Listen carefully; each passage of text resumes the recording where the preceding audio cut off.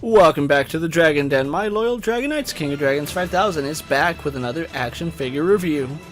Today we'll be taking a look at the SH Figuarts Dragon Ball Z Android 20.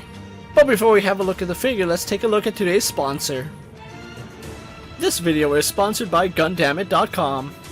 Action figures, model kits, and other collectibles, check out Gundamit.com with a link in the description. And so here we have Android 20 posed and out of the packaging, but before we have a look at his details, let's run through his accessories. Android 20 comes with 4 very expressive facial plates, as well as his hat and his brain cover, multiple sets of hands for style posing, the Android remote control, and a battle damaged right arm. Finally, we do get another facial expression for the Super Saiyan Goku figure.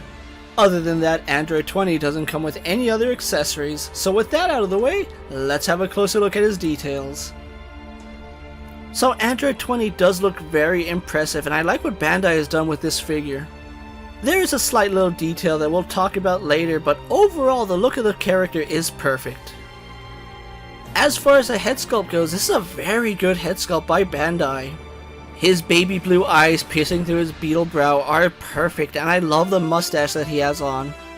On his ears, he is wearing a set of gold earrings, which is pretty accurate to the show. And then his long bushy hair does look very impressive, and I like the fact that it is articulated.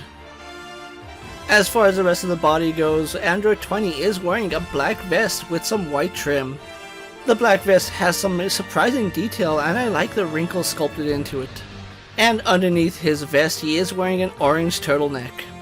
His orange shirt is sculpted nicely with some line work and some wrinkles. You can see on his arms, his sleeves are very puffy, and there is some shading on the orange part of his sleeves. And underneath the puffy part of his sleeves, he's wearing yellow sleeves, which are really nice, and I like the sculpt work and wrinkles here. And the skin tone on his hands is perfect, and on his palms we do have his energy draining devices. Android 20 is wearing a red cummerbund, which has a lot of nice wrinkles sculpted into it. And Android 20 is wearing a pair of baggy brown pants, which look very good here. He is using the 2.0 version of the hip, so there is a cap and some slight gapping here. But overall, the bagginess on his pants is pretty accurate to what we saw in the manga, and I love the sculpt work that is going throughout the figure. And at the bottom of his pants, you can see he does have some yellow wraps going down to his ankles. He is wearing a pair of black and white pointed boots, which have some surprising detail on them. So overall, some surprising detail here on Android 20, and it does do a good job replicating what we saw in the manga and in the anime. However, the biggest contention might be in this part of the review as we compare him to the usual suspects.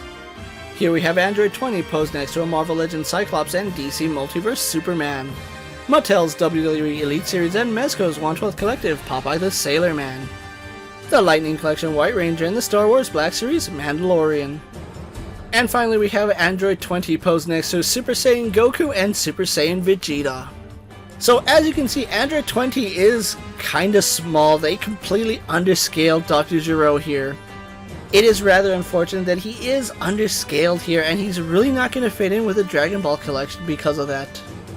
So with his comparisons out of the way, let's move on to his articulation. Android 20 has a ball hinge in the head and a ball joint in the neck. He has a ball hinge in the hair. He has butterfly joints and ball-socketed shoulders. Arms go out to the side and do a full 360. Swivel at his bicep and double hinged elbows. Swivel hinges in his wrists. Ball joint in the upper torso and ball jointed lower torso. Legs do kick forward, go back, out to the side, and have a thigh swivel. Double hinge in his knees. Double ball joint in his ankle, and finally a toe hinge. So overall, Android 20's articulation does work, and I like the engineering here on his shoulders.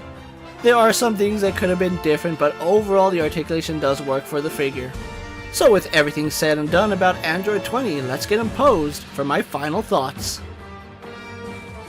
So here we have the SH Figuarts Android 20 pose for my final thoughts, and I have to say he's actually a mixed bag here. Android 20 is rather small, especially when you compare him to characters like Vegeta, which he should actually be taller than.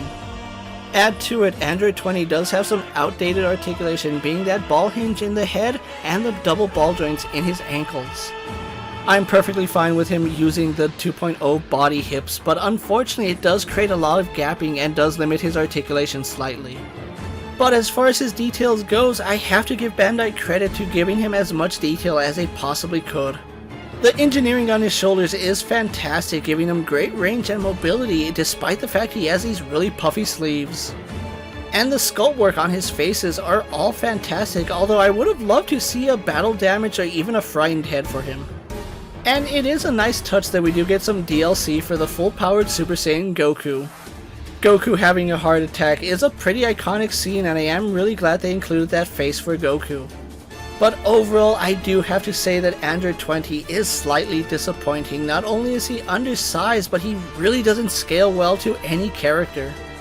Don't get me wrong, I love the detail and the accessories that he comes with, but I hate to be a Debbie Downer and say that he's really not that good of a figure. For fans of the Android saga, you're probably going to want to have him in your collection, but he's not going to be any highlight to speak of. He was a premium Bandai figure, so if you are looking for him, secondhand market is the only way to get him at this point.